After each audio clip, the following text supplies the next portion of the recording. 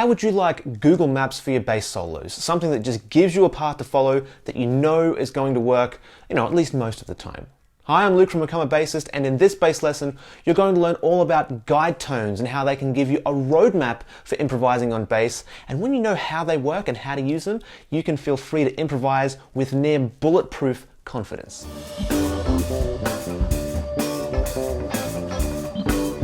Welcome to Become a Bassist, where it's all about insanely practical, no BS bass lessons designed to get you playing better bass, having more fun, and becoming the best bassist that you can be. And today we're talking about one of my absolute favorite subjects, improvising, and specifically improvising through chord changes and really nailing those changes. This is where instead of just, taking the key of a song and playing around with that, or like a pentatonic or a blues scale or something, you actually outline the chords. Now, if you do this right, you'll be able to hear the chord changes pop out in your solo, even if you're just playing single note lines, and even if you're playing completely by yourself. And to do that, we're going to use something called guide tones. Now, get good at using these guide tones and guide tone lines, and you can solo over just about any chord progression with bulletproof confidence.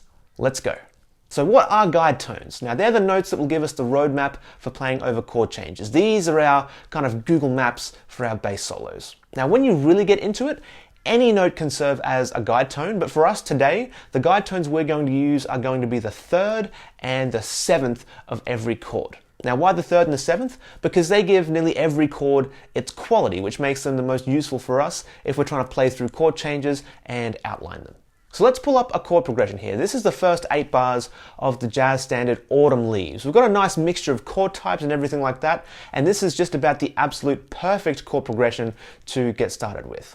By the way, you can't get away with doing the fancy guide tone stuff if you can't do the simple stuff yet. It'd be like trying to do the pole vault before learning to crawl. So if you need to, practice just playing the roots of the chords like this.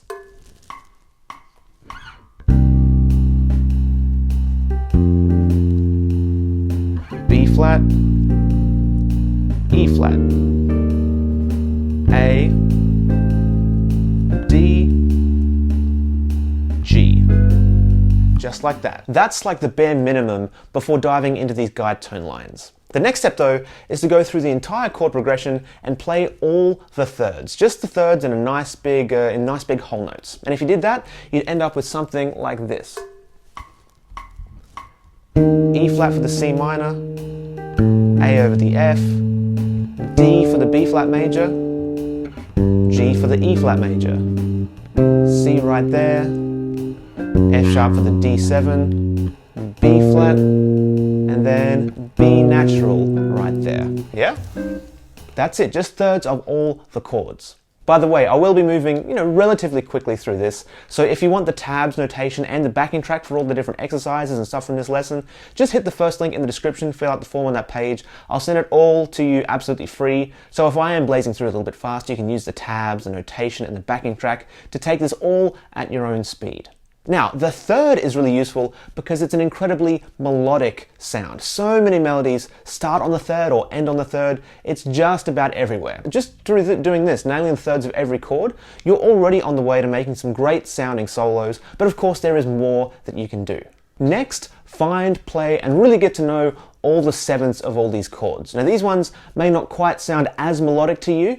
They're not. But they're super important harmonic notes, and they'll help us create some immeasurably useful guide tone lines in just a second. So if you go through all the sevenths of all the chords, we'll get something like this. B flat over the C chord, E flat over the F7 chord, A over the B flat, D over the E flat, G right there, C on the D7 chord, F over the G minor, and F over the G7 as well. Get a little doubled one there at the end. Again, if this is going a bit fast, be sure to download that PDF with all the exercises written out in tab notation, plus the backing tracks, all that good stuff as well. When you get to this stage though, when you know the thirds and the sevenths really well, that's where the magic happens. By themselves, those thirds and sevenths, they're not the most inspiring thing you've ever heard. But when you put them together, whoa, that's when it gets good. So check this out. If we go back to start on the C minor 7 chord on the third, we get an E flat. Yeah? Now, if we were to keep playing thirds, we just play that line that we had before, right? But what if on the next chord we swapped from going from the 3rd to the 7th? What would happen? The next chord we'd encounter would be this F7, right? And if we played the 7th of that, we'd get an E flat, the exact same note we're already on for the C. Okay, that's cool. We can use that. What about the next chord? Is the 3rd or 7th of B flat major 7 super close to this E flat? Absolutely, check this out. From this E flat, we can go just down 1 half step, 1 fret, to this D, the 3rd of the B flat major 7 chord. So we've had this, this entire progression, this 2-5-1 progression. And we can outline it with 3rds and 7ths the whole way, but with minimal movement and maximum usage of the most important melodic and harmonic notes in the chords. Da, da, da. Yeah? In fact, if you just played alternating 3rds and 7ths of each consecutive chords, you'd get this beautiful line right here. Da, 7th, 3rd, 7th, 3rd, 7th, 3rd, and then this one's a 3rd, because it's closer, right? We get a beautiful guide tone line. We're never moving more than 2 frets, but we're always outlining the crucial and critical melodic notes and harmonic notes in every chord. With the track, it'll sound like this. 2, 3,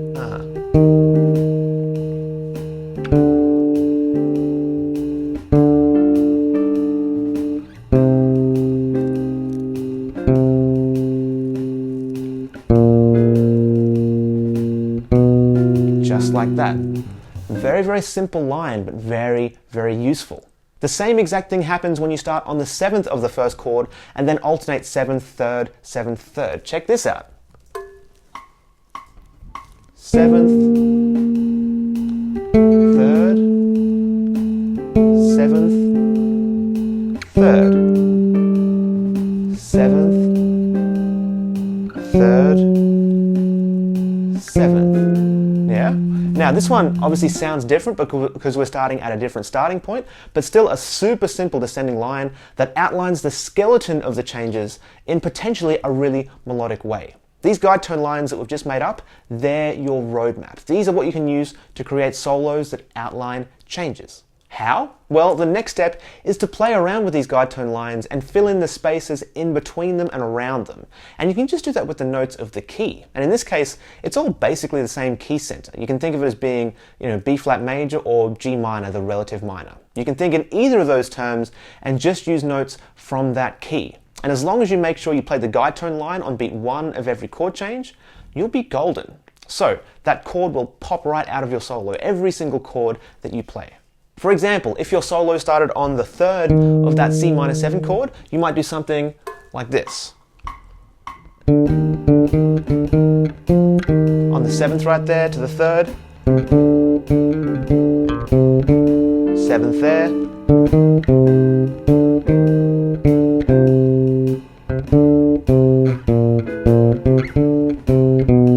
Yeah? All I'm doing here is aiming to play the notes of the guide tone line on the downbeats of every chord. And I'm just filling in the gaps, as musically as I can with notes from that B flat major, G minor scale. But can you hear how the chord changes can kind of pop out of the line? If I did this without the play along, you should still be able to hear the chord changes as they go past if I'm hitting those guide tone lines. So let's give that a try. Let's check it out. 1, 2, 3.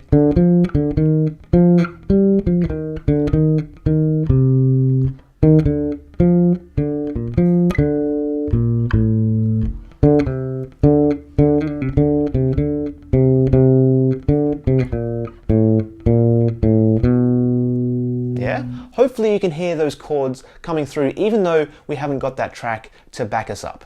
What if we start on the other guide tone, the 7th, this B flat right here, and did the exact same thing with that guide tone line? Let's give it a crack.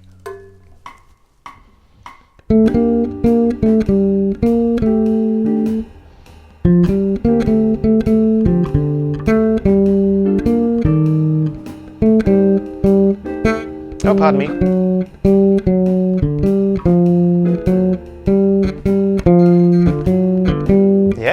Same exact exact thing. You should be able to hear the chord changes through that guide tone line. Also, I'm not sure if you noticed, but the guide tone line that starts on the 7th right here, the 7th right here, it ends up being very close to the 3rd of the 2nd one down here. That means you can actually string a bunch of these guide tone lines together in a really organic way, and it's going to make really good musical sense. Check it out.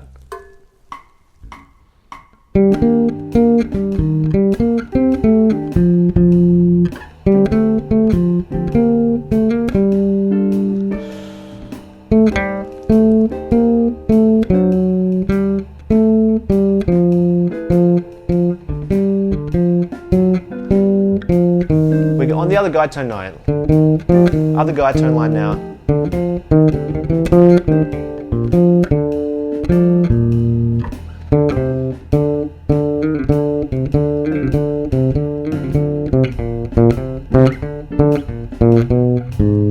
Yeah? So we just strung a couple of those guide tone lines together. We're just joining them up. You can also mix and match which guide tones you want to target at any given time. For example, you might favor the 3rds for a while, then switch to the 7ths, if you want to get more adventurous. Let's try that. Let's try targeting the guide tones, but not necessarily in that specific order. Let's give it a try. So let's see. Let's start 3rds. 3rd there. 7th. 7th there. 7th. 3rd, 3rd, yeah. So we're still targeting guide tone lines, just not necessarily in that specific order that they appear in the, the very structured order. We've got a bit more freedom there. Now, do you have to play every phrase of every solo based on a guide tone line every single time? No. In fact, don't do that. If you always did that, you'd probably end up sounding pretty predictable, right? People would know what you're going to play. You'd get boring to listen to. And remember, guide tone lines are like Google Maps for your bass solos. But you don't always have to follow the Google Maps directions perfectly. You can take a detour. You can go along a more prettier road, or one that you know is going to be faster. The map is just a map. You can still make your own decisions. So you can mix it up. You can play a guide tone based line and then throw in some blues or something that you know how to play really well. Let's give that a try. Guide tone.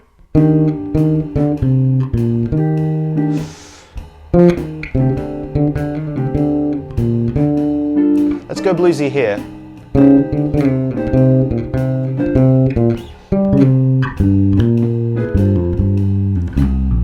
Yeah? We're not kind of locked into those guide tones. Variety is definitely the spice of life. Like I said, it's not like I'm married to the guide tones. It's more like an open relationship. The guide tones are just that. They're a guide. They're not some gold-encrusted gospel of bass playing, yeah?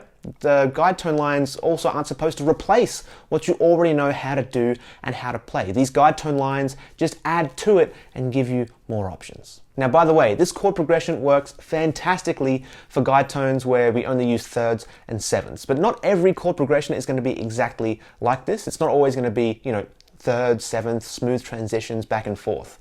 And also, if you're playing a song that only uses 3-note chords, like triads, instead of 7th chords, that's fine too. You can use the notes of the triads as your guide tones. Check out David Gilmour playing the first solo of Pink Floyd's Comfortably Numb. He uses 3rds and 5ths almost exclusively on the downbeats of every single chord change in his solo, and it's freaking amazing. If you're finding your guide tone lines with any other chord progression, feel free to use notes other than the 3rds and 7ths as guide tones. You can use roots, you can use 5ths, maybe even more colorful things like 9ths or stuff like that. Like I said, these are guide tones. Use them to build your roadmap and you'll be golden. If this is your first time doing this though, I definitely recommend, an easy-ish progression kind of like this one. And if you want the backing track I'm using, plus the tabs and notation for the guide tone lines, and all the exercises and everything like that, I've got it all available as a free download on becomeabassist.com. Just click right here or in the description, fill out the form on that page, and I'll send you everything from this lesson to you absolutely free, so you can start using your Google Maps guide tones and nailing changes in your bass solos today. So I'll see you on the site.